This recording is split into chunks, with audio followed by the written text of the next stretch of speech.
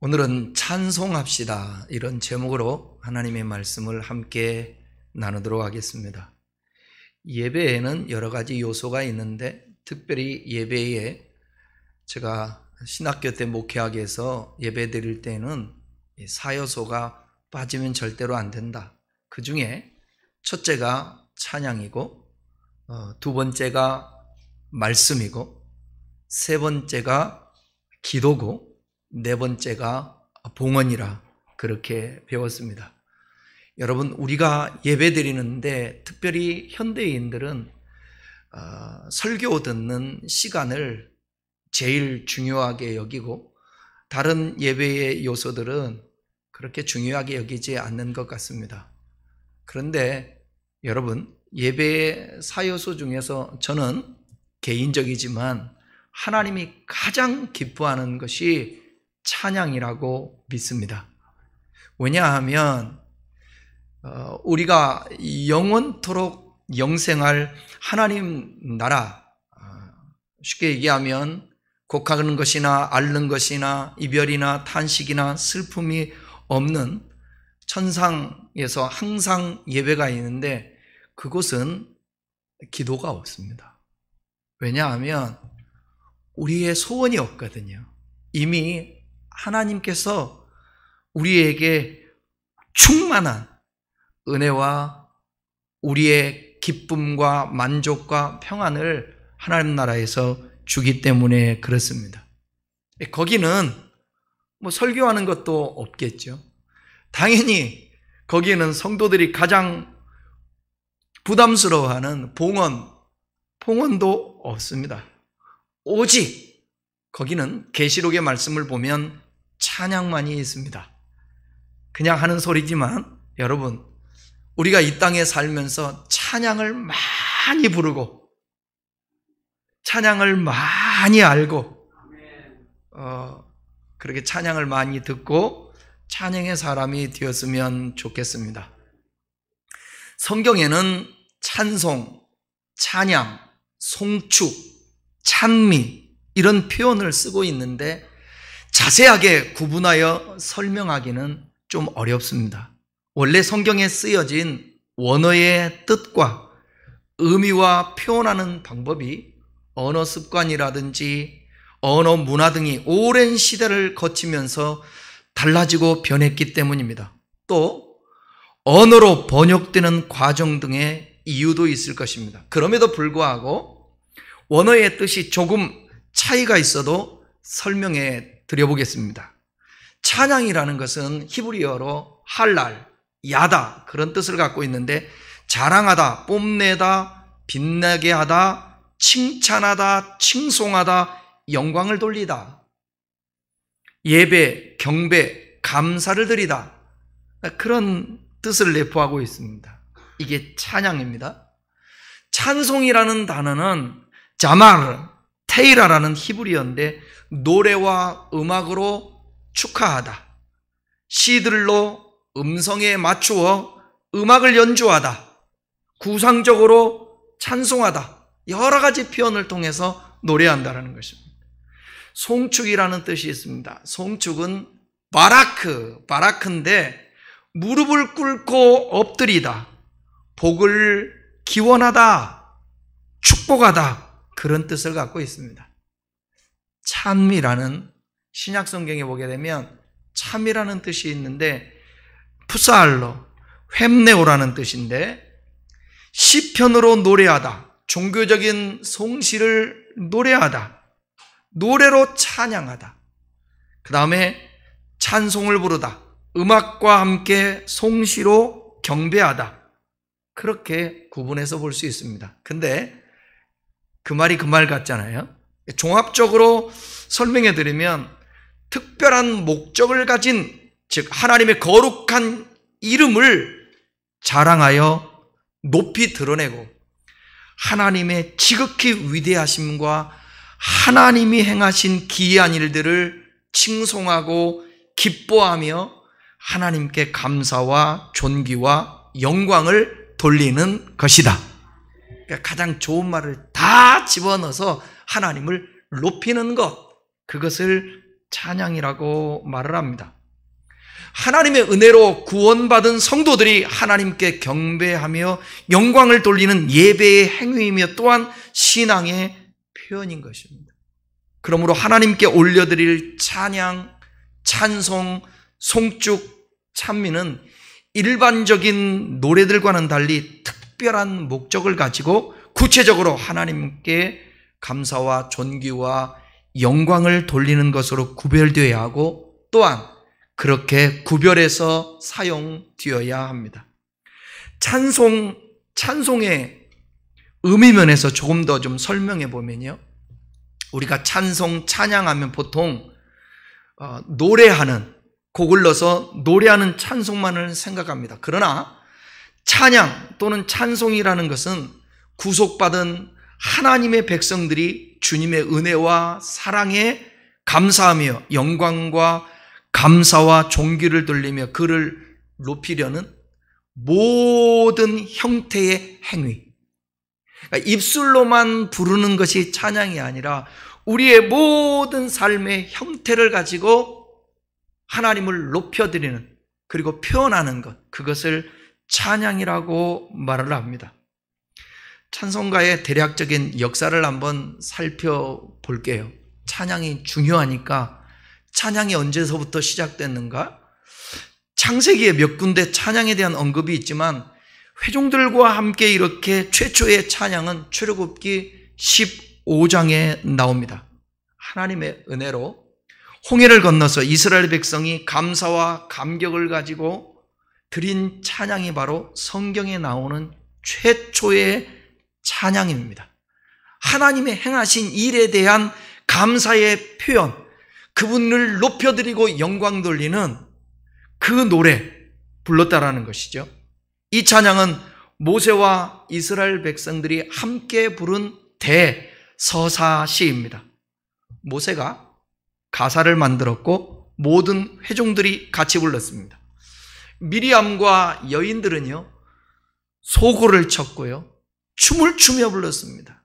대중적이며 신앙 고백적인 찬양이 바로 최초로 성경에 기록된 아름다운 찬양입니다. 모든 세계와 족속들이 나름대로 표현하면서 춤을 추고 소리를 지르고 그 다음에 악기를 동원해서 드려지는 이 모든 것이 근본적으로 누구를 향해야 되느냐? 하나님을 향해야 됩니다.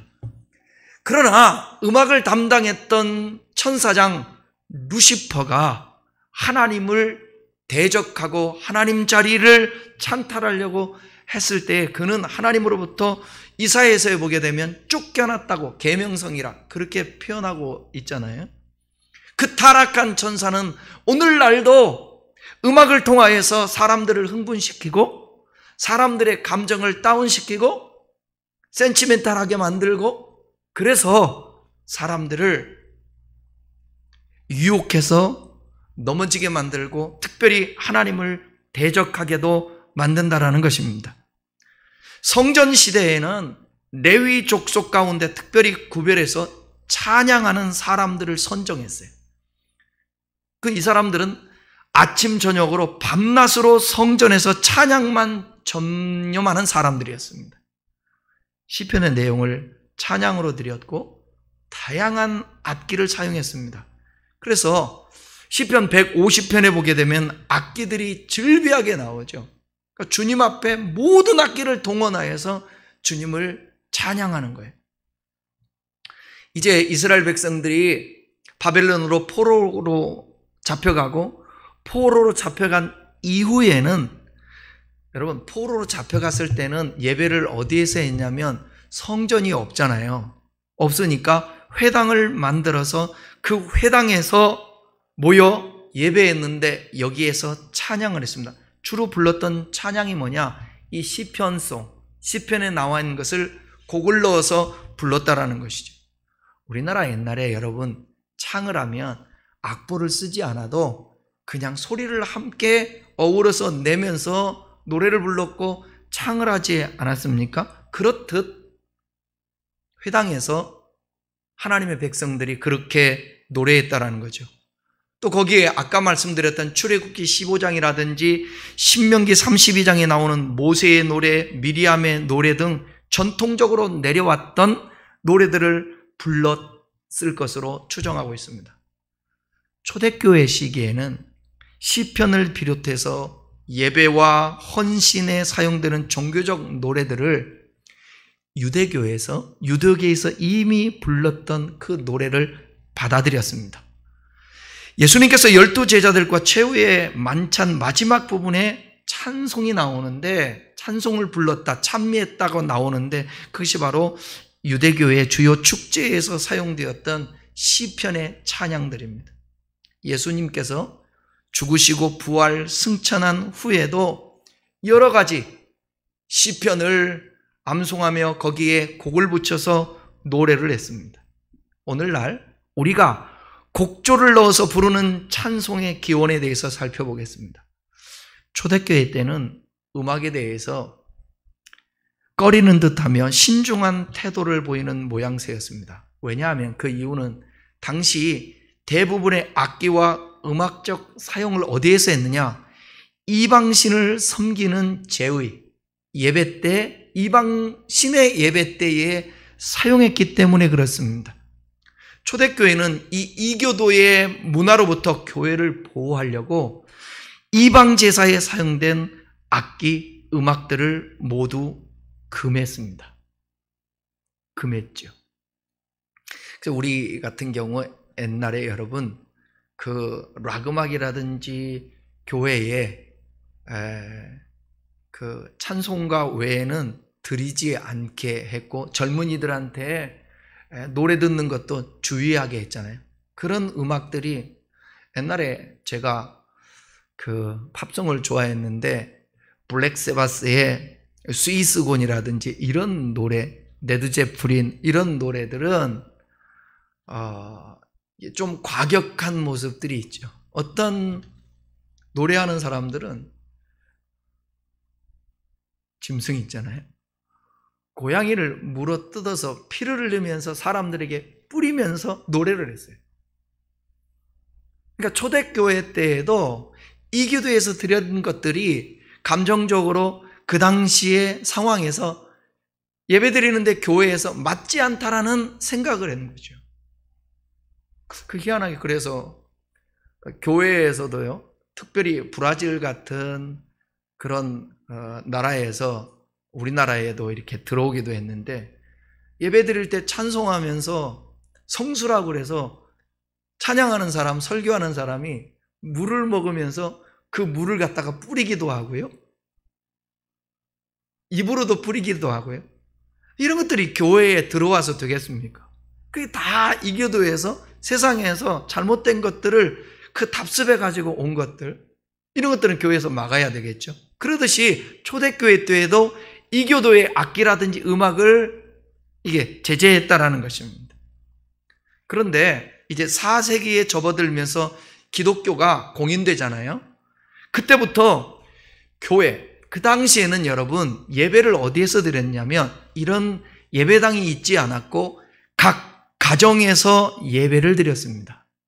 그 가정에서 예배를 드리다가 이제는 교회가 바실리카 양식의 긴 예배당, 그 예배당을 의리하게 만들어서 그곳에서 예배를 드리게 되었습니다. 웅장해진 교회 건축과 예배 공간에 맞게 예배 순서와 음악에 많은 변화가 생기게 되었습니다.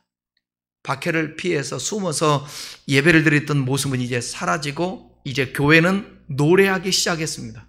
그래서 문헌에 보게 되면 AD 380년경에 사도 헌장이라는 문헌이 있는데, 거기 보게 되면 매일 아침 저녁으로 교회에 모여서 시편을 노래하고 성경을 읽고 기도했다라고 기록되어 있습니다.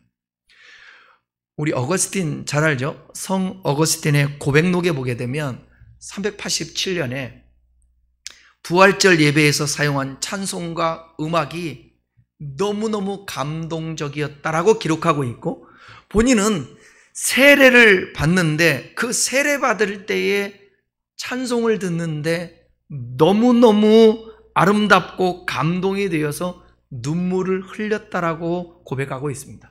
여러분, 찬양은 우리의 마음을 열게 합니다. 찬양은 하나님 앞에도 올려드리지만 그 올려드릴 때 우리 마음속에 진정한 위로부터 평안이 오게 되는 것입니다. 감격이 있는 것입니다. 그래서 눈물도 흘리는 것입니다. 우리가 부르는 찬송가가 처음서부터 지금과 같은 형태는 아니었습니다. 회중들이 찬송가를 함께 부르기 시작한 것은 종교개혁자 마틴 루터의 그 개혁 때부터였습니다.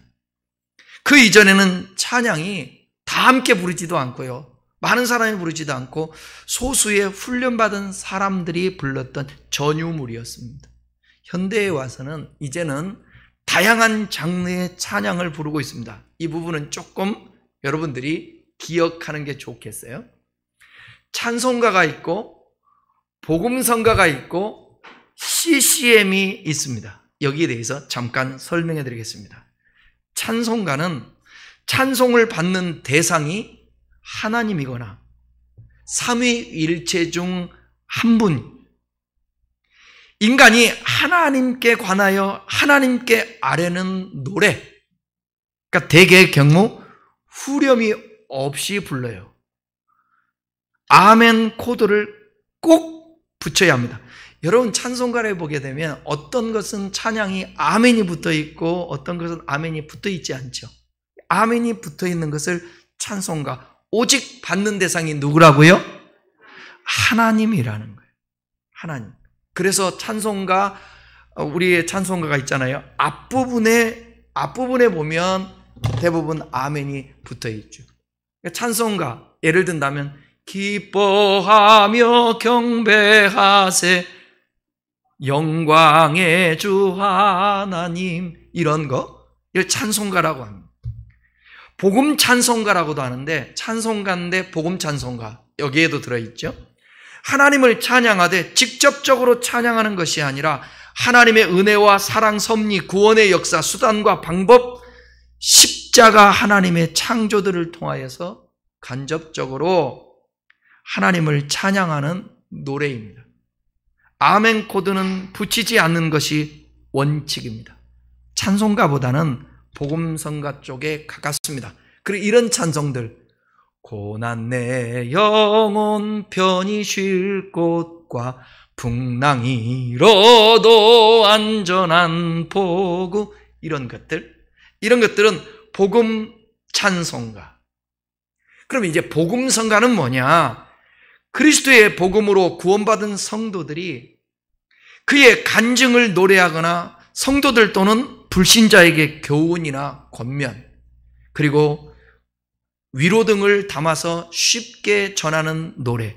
그래서 부흥 집회나 전도할 때 사용했던 아멘 코드가 붙지 않습니다. 예를 든다면 인생길 험하고 마음 지쳐 살아갈 용기 없어질 때, 이런 찬송들, 이걸 복음성가라고 그렇게 말합니다. 내 평생 살아온 길 뒤를 돌아보니, 이런 것들은 복음성가입니다. 복음성가는 위의 찬송가나 아까 설명드렸던 복음 찬송가처럼 아래에서 위로 올라가는 상향의 노래가 아니라 옆으로 전해지는 경향의 성격을 띠고 있습니다. 복음성가는 일반적인 부류에 의하면 우리의 신앙 간증이나 권면, 교훈, 격려 등을 노래에 담아 성도나 불신자에게 노래하는 것입니다. 그러므로 받는 상대가 하나님이 아니라 사람이라는 것이죠. 특별히 19세기 후반에 미국의 부흥사였던 D.L. 무디가 있는데, D.L. 무디와 함께 찬양하며 따라다녔던 생키라는 사람이 있습니다. 이 생키라는 사람이 부흥 집회를 하면서 많이 복음 성가를 작곡 작사해서 많은 사람들에게 알렸습니다.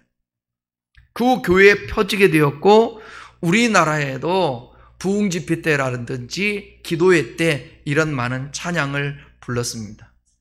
그럼 요즘 대부분의 찬양들, 우리 지금 경배 찬양 예배드리기 시작하기 전에 드렸던 찬양들, 이런 것을 보통 CCM이라고 그러는데 컨템포러리 크리스찬 뮤직이라고 해서 시 앞자를 따서 CCM이라고 그러는데, 여기 컨템포러리는 최신, 현대 그런 뜻을 갖고 있잖아요. 그래서 현대 대중음악풍의 연주에 하나님 혹은 예수님, 성경, 말씀, 복음, 그런 것들을 이 찬양의 가사에 붙여서 부르는 음악을 통칭하는 것입니다. 그러니까 이 CCM은 시대에 유행하는 음악 양식에 기독교적인 메시지를 결합한 음악을 뜻하는 말로 현대 대중음악 스타일 형식의 오락성이 강한 교회 음악입니다. 그러니까 여러분, 요즘의 CCM의 노래는 세상에서 부르는 사람들의 노래들과 되게 그 음률이 흡사하잖아요. 그래서 나이 드신 분들은 요즘 젊은이들이 부르는 노래를 따라 부르기가 힘들듯이 오늘 CCM이 따라하기가 조금 어려운 것입니다. 그래서 CCM 중에서도 조금 쉽게 작사, 작곡하는 올드한 사람들도 있기는 합니다. 그러니까 복음성 가사 내지 찬송가에도 대중음악에 곡을 붙이면 CCM이 되는 것입니다. 이를 굳이 구분하면 복음성가가 매우 제한된, 그리고 온건하고 절제된 대중음악 양식을 채택하고 있는데 반해서 CCM은 팝도 있고 락도 있고 랩도 있어요. 그래서 대중음악의 전 장르를 제한 없이 사용하도록 허용하고 있습니다. 다시 말해 좀 건전하고 은혜로운 전통적인 찬양이 복음송이라면 감각적인 음악성과 대중성에 의해 연주를 강조한 것이 CCM이라고 생각하면 됩니다. 이 CCM은 기존의 찬송가에만 매달렸던 그런 젊은이들에게 새로운 분위기를 가져다 주어서 쉽게 받아들이고 함께 부를 수 있습니다. 여러분, 우리가 옛날에 불렀던 그런 노래들을 요즘 젊은이들에게 같이 부르자고 하면 부르지도 않고 따라하지도 않아요. 수없는 날들이 나에게 주어졌지만 이제와 돌아보니 모두 허무함 뿐이라. 제가 청년 신앙생활 할 때 이 찬송을 얼마나 많이 부르며 울었는지 몰라요.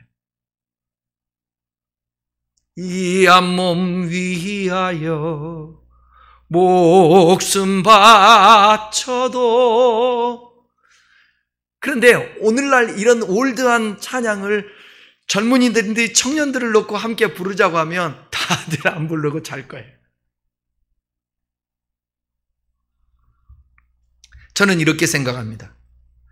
찬송가든 복음성가든 CCM이든 우리의 중심이 하나님 안에서 노래하고 신앙 고백을 곡에 가사를 붙여 부르고 그리스도인들끼리 서로를 격려하고 축복하는 노래를 부르면 하나님께서도 기뻐하시고 이 모든 것들이 저는 용납될 수 있다고 생각합니다.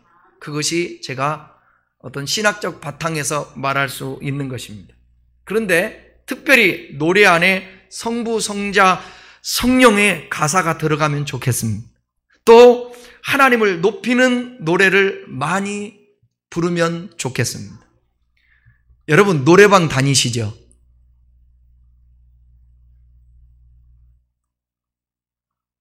우리 성도들은 오직 찬양밖에 몰라가지고 노래방 안 가시는 것 같은데 그래도 가시잖아요.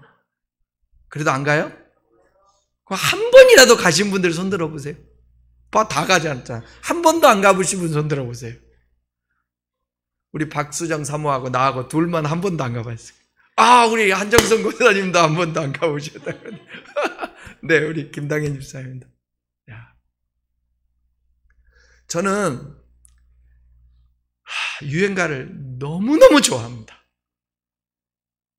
노래 자체를 저는 어려서부터 좋아했습니다. 그래서 뭐 형들을 보면서 배워서 그랬는지 모르겠어요. 저 어려서 그 라디오 있잖아요. 라디오에서 노래 나오면 옛날에는 그 녹음기 있잖아요. 노래 시작할 때 눌러서 끝날 때 탁 커서 이게 테이프에다가 노래를 녹음해가지고 듣고 다니기도 하고 그랬었습니다. 저는 대단히 좋아합니다. 근데 저는 세상에서 부르는 노래들 결코 그 가사가 잘못됐다든지 그러면 모르겠지만 노래 부르는 거 저는 괜찮다고 생각합니다. 왜냐하면 우리의 삶에 되어지는 일들을 사랑, 이별, 뭐 그런 것들, 또 좋은 것들, 추억 이런 것들을 고글러서 시를 표현하기 때문에 얼마든지 저는 유행가를 불러도 괜찮다고 생각합니다. 그런데 문제는 뭐냐면 이게 정제되지 않은 가사들이 너무 많고 우리의 그 마음을 이상하게 만드는 가사들이 많이 있기 때문에 유행가는 좀 골라서 들으면 좋겠어요. 좋겠어요.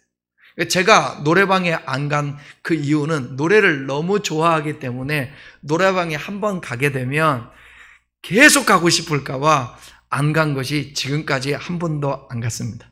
목회자들끼리 함께 수련회를 가고 그러면 뭐 밑에 숙소 밑에 노래방도 있고 그렇지만 저는 같이 가서 하지는 안 했어요. 그 이유는 나는 거룩하고 그들은 속하기 때문에 세상적이기 때문에 그런 것이 아니라 안 하는 것이 내 영혼의 유익이겠다라고 저만의 나름대로의 소신과 생각이 있기 때문에. 그런데 앞으로는 꼭 가고 싶은 생각이 있습니다. 가고 싶은, 언제 갈지는 모르지만 한번 가서 부르고 싶습니다. 가서 할렐루야를 예수님 찬양을 부르든지 먼저 하고 전 좋아하는 노래 참 많습니다. 불러보고 싶은 생각도 있습니다. 어쨌든 여러분들이 노래를 부르면서 마음이 빼앗기면 좀 안 될 것 같고 그럼에도 저는 세상 노래도 좋지만 여러분들이 찬양을 많이 불렀으면 좋겠습니다. 그렇다면 왜 우리 그리스도인들은 찬양을 해야 되는가에 대해서 한번 살펴보겠습니다. 먼저는 우리가 지은받은 목적, 사람이 존재하는 목적 그 자체가 하나님을 찬양해야 되기 때문에 그렇습니다. 이사야서 43장 21절 너무나도 잘 아는 말씀 함께 읽겠습니다. 시작. 이 백성은 내가 나를 위하여 지었나니 나를 찬송하게 하려. 사람을 지은 목적, 창조한 목적이 찬양이라는. 그런데 구원받은 하나님의 백성들이 찬양하지 않는다는 것은 하나님의 목적대로 살고 있지 않다는 거예요. 두 번째는 왜 찬송 생활을 해야 되는가? 하나님이 기뻐하십니다. 시편 69편 오늘 본문의 말씀을 다시 한번 읽어보겠습니다. 내가 노래로 하나님의 이름을 찬송하며 감사함으로 하나님을 위대하시다 하리니 이것이 속옷 뿔과 굽이 있는 황소를 드림보다 여호와를 더욱 기쁘시게 함이 될 것이라. 하나님께서는 황소를 드린 것보다 찬송을 기뻐해요. 그렇기 때문에 찬송을 마음으로 불러서 하나님을 기쁘시게 하는 성도 여러분 되기를 주의 이름으로 축원합니다. 황소 한 마리가 얼마인지 아십니까 혹시? 대충? 제가 어저께 설교를 준비하면서 인터넷에서 소 한 마리 얼마를 할까? 아무리 검색을 해도 얼마인지 안 나오더라고요. 잘 모르겠어요. 작년 거 나오기도 하고 송아지 한 마리에 한 400 얼마 하기도 하고요. 그 다음에 큰 소 한 마리에 뭐 900 얼마 하기도 하고 그런데 정확하게는 제가 모르는데 어쨌든 황소 한 마리에 수백만 원. 암소가 비쌀까요? 숫소가 비쌀까요? 암소요? 모르겠어요. 제가 알기로는 숫소인데 한번 예배 끝나고 여러분들이 한번 찾아볼 수 있기를 바랍니다. 어쨌든 되게 비싸요. 황소를 드림보다 무엇을 하나님 더 기뻐한다고요? 찬송을 기뻐한다는 거예요. 저는 청년 때 예배를 드리는데 예배 드리고 싶어서 미치는 거예요. 그래서 예배 빨리 가서 예배 드릴 때 진짜 목사님을 잡아먹듯이 쳐다보면서 예배를 드리고 찬양을 하고 그러는데 헌금을 드려야 되는데 호주머니 헌금이 있어야지. 차비도 없어서 토큰이 없어가지고 교회를 걸어갔는데 헌금이 어디 있겠어요? 못 드릴 때 하나님 앞에 헌금 시간에 뭐 그런 경우가 뭐 거의 없었지만 뭐 한두 번이었겠지만 헌금이 없으니까 못 드릴 때 하나님 앞에 간절히 기도하는데 하나님, 제가 헌금은 못 드리지만 제가 주님 앞에 찬양을 헌금할 때 찬양송 있잖아요. 찬양을 드리겠으니까 이 찬양을 하나님 기뻐받아 주시옵소서. 어느 선교사는 주님 앞에 드릴 것 없어 은혜 받고 너무너무 은혜 받아서 뒤에 헌금통이 있는데 하나님 나를 받으시라고 헌금 시간에 헌금통에 올라갔다는 거 아닙니까? 여러분, 하나님이 우리가 헌금 드리는 것보다 더 기뻐하는 것이 뭐냐? 찬양입니다. 찬양을 기뻐합니다. 그러니까 예배 드릴 때에 새 노래로 찬양, 맨날 올드한 옛날에 그 크신 하나님의 사랑, 웬 말인가 날 위하여 인애하신 구세주여 내 주를 가까이 하게 하면, 이런 찬송만이 아니라 새로운 찬송으로 하나님을 찬양하는 것도 매우 중요합니다. 여러분, 찬양을 많이 부를 수 있기를 바랍니다. 찬양할 때 따라하십시다. 기적이 일어난다. 아멘.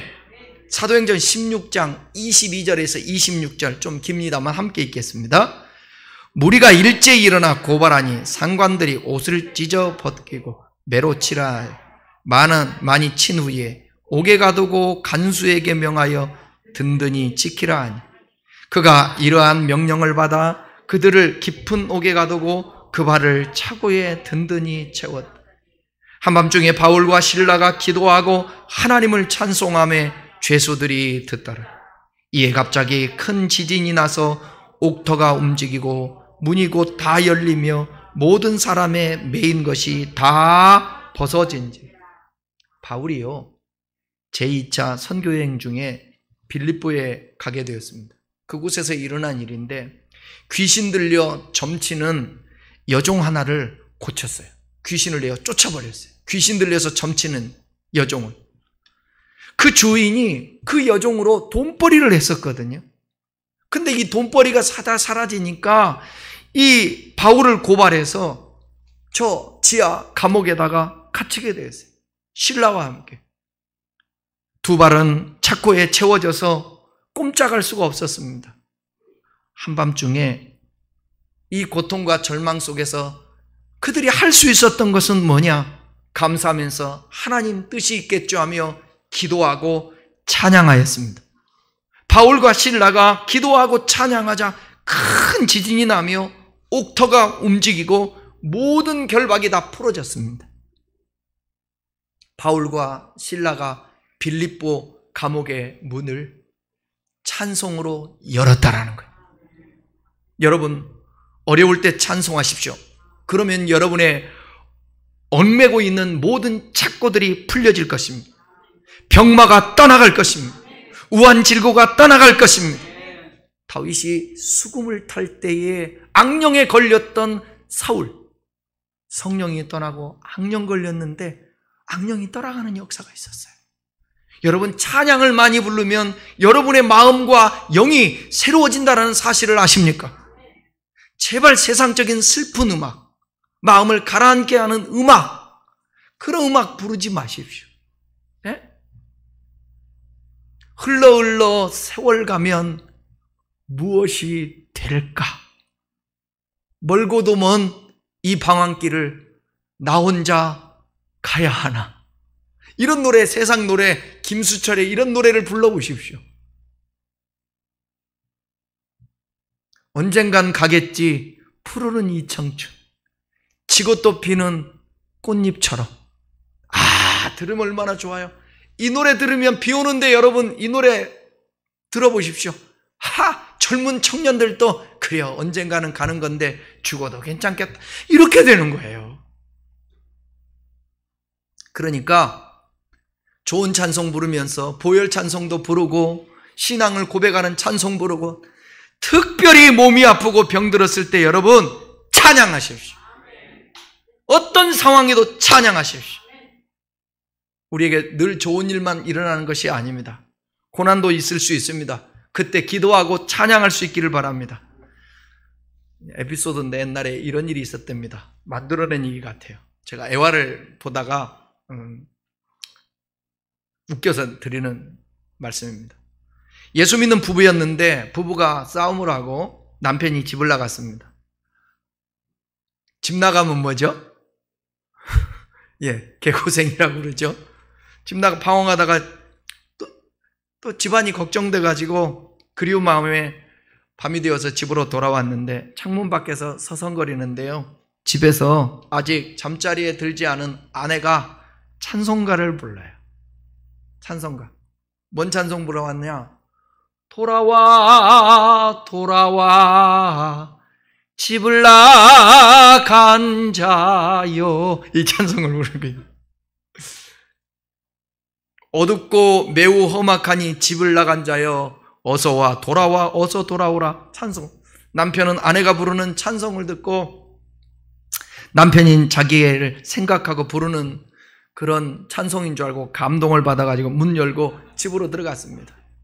집에 들어가면서 부른 찬송 387장 멀리 멀리 갔더니 절양하고 고나여 슬프고 또 괴로워 정처 없이 다니니. 이 찬송 불러. 부부는 오랜만에 한마음이 되었습니다. 그리고 찬송가 405장을 같이 불렀습니다. 주의 친절한 발에 안기세 우리 마음이 평안하리니. 오늘 왜 이렇게 찬송을 제가 많이 불러요? 여러분 찬송할 때 기적이 일어납니다.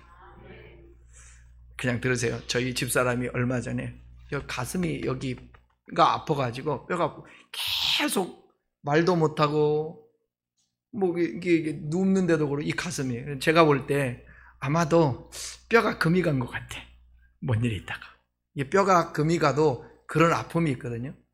잘 몰라요. 뼈가 금이 갔는데도 이게 저도 운동하다가 옆구리 갈비뼈가 나간 적도 있었습니다. 그래서 계속 아프고 약도 먹고 그런데 제가 서재실에 있는데 갑자기 그 안방에서 막 찬양을 부르면서 소리를 지르면서 기도를 하고 막 찬양을 불러요. 그러면서 울기도 하고.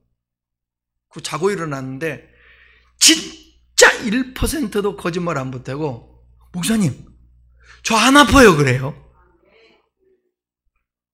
근데 여러분 찬양은 우리 살아가는 삶에 있어서 이 마음의 슬픔과 걱정과 근심이 있는 사람들, 그 사람들에게 마음에 기쁨을 주고 평안을 줍니다. 제가 그랬어요. 진짜 염려 근심 가득 찰 때 오늘 피었다지는 들풀도 입히시는 하나님, 하물며 너일까 보냐. 이 찬송 부를 때에 하나님이 얼마나 위로해 줬는지 몰라요. 그리고 그 찬송 부르고 기도할 때 하나님이 문제도 해결해 주시는 그런 경험을 저는 하게 되었습니다. 여러분 또 찬송할 때 하나님은 우리에게 승리를 주십니다. 대적하는 자가 부들부들 떨게 돼요. 대적자들 앞에서 부들부들 이스라엘 백성들은 떨 수밖에 없었는데 유다 백성들은 근데 그들이 찬양할 때에 놀라운 역사가 나타나 승리하게 되는데 역대하 20장 22절로 23절의 말씀을 한번 보겠습니다. 그 노래와 찬송이 시작될 때에 여호와께서 복병을 두어 유다를 치러 온 암몬 자손과 모압과 세일산 주민들을 치게 하시고 그들이 패하였으니 곧 암몬과 모압 자손이 일어나 세일산 주민을 쳐서 진멸하고 세일 주민들을 멸한 후에는 그들이 서로 쳐 죽였더라. 노래와 찬송이 시작될 때 여호와께서 복병을 두어 유다를 치러 왔던 암몬 자손과 모압 세일 주민들을 치게 하셨다라는 것입니다. 여러분 영적 싸움에서도 마찬가지고 모든 우리의 사람과의 관계의 싸움에서도 어떤 것의 싸움에서도 여러분 병마의 싸움에서도 물질과의 싸움에서도 찬송하십시오. 종교개혁자 마틴 루터가 종교개혁할 때에 극심한 어려움에 처하게 되었습니다. 그 당시 교황의 여러분 권위는요 날아가는 새도 떨어뜨려요. 그래서 한 나라에 황제로 파면시키는 권한까지 있었습니다. 교황이. 그런데 루터가 종교개혁을 위해서 95개 조항을 써서 대항을 했습니다. 보름스 성에서 재판을 받게 됐습니다. 그런 일로. 사람들은 말합니다. 당신 이번에 가면 반드시 죽을 것이요. 가지 마시오. 그때 만류했습니다. 그래도 그는 당당하게 갔습니다. 나는 가겠다 하면서 이렇게 노래를 불렀습니다. 어떤 노래냐요? 내주는 강한 성이요 방패와 병기 되시니 내주는 강한 성이요 방패와 병기 되시니 근활난 내서 우리를 구하여 내시리로다. 이 찬송을 그가 곡을 만들어서 부르면서 갔어요. 그리고 담대함으로 그가 종교 개혁을 하게 되었던 것입니다. 사랑하는 여러분, 이토록 찬양에는 능력이 있다는 사실을 믿으십시오. 왜냐하면 찬양은 하나님을 기쁘시게 하는 거니까 하나님을 기쁘시게 할 때 하나님이 감동하고 그 하나님이 감동할 때 성령을 통하여서 우리의 마음도 감동하지 않겠습니까? 그럼 찬송은 어떻게 해야 되나? 고린도전서 14장 15절 함께 보겠습니다. 그러면 어떻게 할까? 내가 영으로 기도하고 또 마음으로 기도하며 내가 영으로 찬송하고 또 마음으로 찬송하리. 영으로 찬송하고 마음으로 찬송하는 것입니다. 성령을 구하면서 성령님, 제 마음이 찬양할 때에 하나님 역사가 있게 해 주십시오. 성령으로 찬양하는 것입니다. 진심으로 찬송하는 것입니다. 입술로 찬양하는 것입니다. 찬양은요 곡조 있는 기도요 신앙 고백. 그러니까 기도를 잘 못하는 사람은 찬송가를 부르십시오. 찬송가. 지금은 영락교회 권사관님이 되셨는데 우리 교회 나오시다가 그분이 시어머니를 전도해가지고 그 시어머니가 돌아가실 때에 제가 지금 강북 삼성병원인데 그때 안타깝더라고요. 수술 들어갔는데 나올 때에 죽음으로 나와요. 그래서 제가 기도해서 영안실 들어가는데 다시 모셨는데 그분이 전도해갖고 교회를요 안 나오고 제가 신방을 갔습니다. 신방을 갔는데 기타를 들고 제가 신방을 가서 찬송가를 같이 불렀어요. 근데 이분이 찬송가 곡은 잘 모르니까 나중에는 찬송가를 피고 그냥 읽었어요. 찬송가를. 우리 어머니도 찬송가 보게 되면 이 콩나물이 있는 찬송가가 아니라 그냥 큰 글씨로 써져 있는 거 아닙니까? 어쩔 때는 곡조를 모르면 그냥 읽으셨어요. 찬양은요 노래로도 부르고 그 다음에 찬양을 읽기만 해도 기도가 됩니다.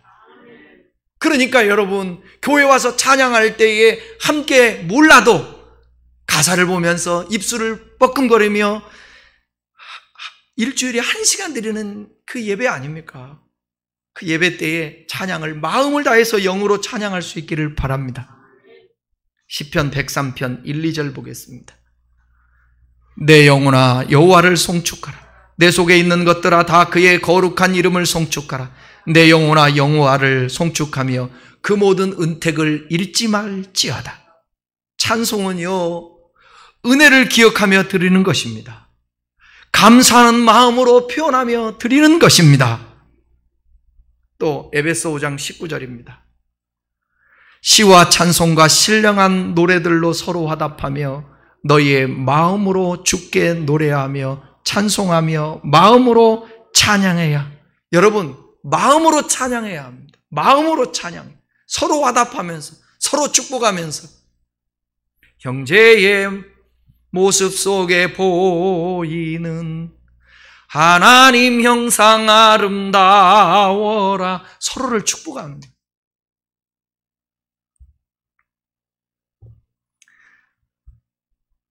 한 구절만 더 보겠습니다. 시편 63편 4절 5절입니다. 주의 인자심이 생명보다 나음으로 내 입술이 주를 찬양할 것이라. 이러므로 나의 평생에 주를 송축하며 주의 이름으로 말미암아 나의 손을 들리라. 골수와 기름진 것을 먹음과 같이 나의 영혼이 만족할 것이라. 나의 입이 기쁜 입술로 주를 찬양하되. 여러분, 입술로 찬양하라는, 입술로 찬양하라. 마음으로도 하지만 입술로도 찬양하는 것입니다. 여러분, 평생에 찬양하며 입술로 찬양하는 여러분 될 수 있기를 바랍니다. 결론입니다. 우리가 찬양을 더 많이 하면 할수록 우리의 걱정이 줄어든다고 헨리 아이언사이드라는 사람은 말했습니다. 찬양을 많이 하면 많이 할수록 걱정, 근심, 불안 떠나갈 줄 믿습니다. 우리 찬송가의 많은 곡을 작사한 한 여인을 소개하고 설교를 마치겠습니다. 부서진 질그릇 같은 인생의 소유자였던 이름이 페니 크로스비입니다. 이 여성은 맹인이었습니다. 그녀는 어려서 의사의 실수로 맹인이 됐지만 아무도 탓하지 않았습니다. 그녀는 스스로 행운을 창조하는 사람이라고 믿고 감사와 기쁨에 가득 찬 삶을 살았습니다. 페니 크로스비는 평생 8,000편 이상의 찬송가를 곡을 썼습니다. 자신의 저지를 탓하지 않고 마음속에서 우러나오는 감사와 기쁨을 시로 옮긴 것입니다.